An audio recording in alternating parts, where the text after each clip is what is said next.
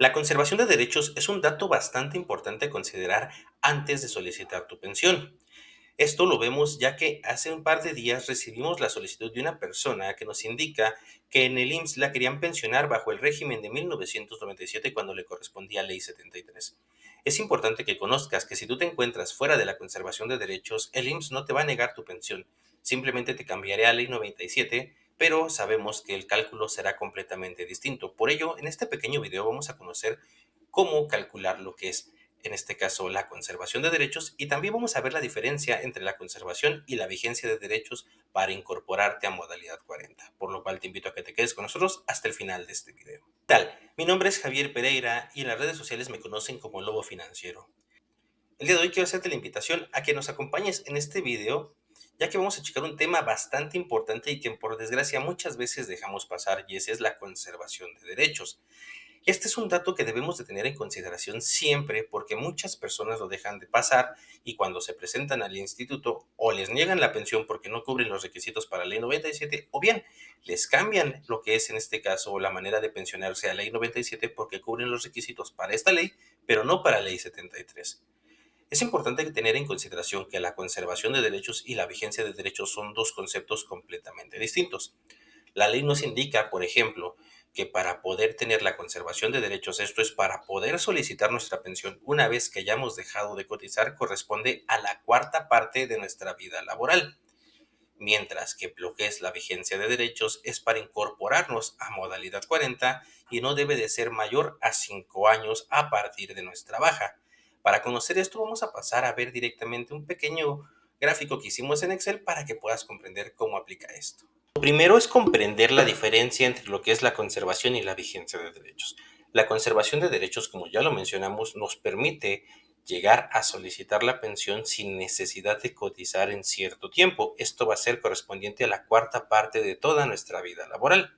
Es decir, si por ejemplo yo tengo 58 años y ya no puedo volver a cotizar, pero tengo una conservación de derechos de 3 o 4 años, puedo esperar a que llegue el tiempo de los 60 años y solicitar mi pensión. Pero para que veamos cómo calcular esto, vamos a verlo directamente en este pequeño archivo que hicimos en Excel. Vamos a suponer para este ejemplo que el trabajador se dio de baja el 1 de enero del 2020. Y vamos a suponer que para este entonces el trabajador tenía 1000 semanas cotizadas. Con esto podemos observar que al trabajador le corresponden 250 semanas de conservación de derechos, algo así como 4 años, 8 meses aproximadamente.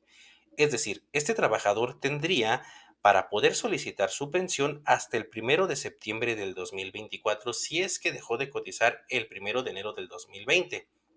Esto aplicaría siempre y cuando el trabajador cumpla los 60 años dentro de esta fecha. Si el trabajador cumple los 60 años después del 1 de septiembre del 2024, ya no tendría derecho a la pensión y si se presenta a solicitar la pensión, quizás el IMSS le esté otorgando la pensión por ley 97, ya que se encontrará fuera de la conservación de derechos, pero sí cubrirá los requisitos para ley 97, que en ley 97, recordemos, ya no nos solicitan lo que es la conservación de derechos. Finalmente, tenemos lo que es la vigencia de derechos, que es en donde existe la confusión directamente.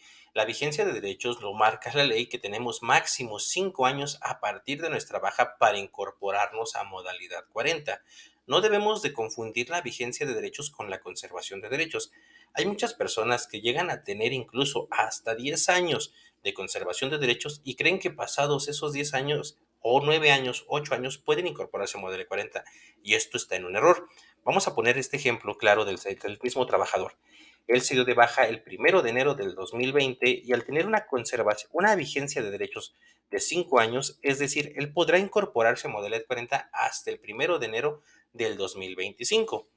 Pero aquí es importante tener en consideración que para que te puedas incorporar a modalidad 40, también debes de encontrarte dentro de lo que es la conservación de derechos.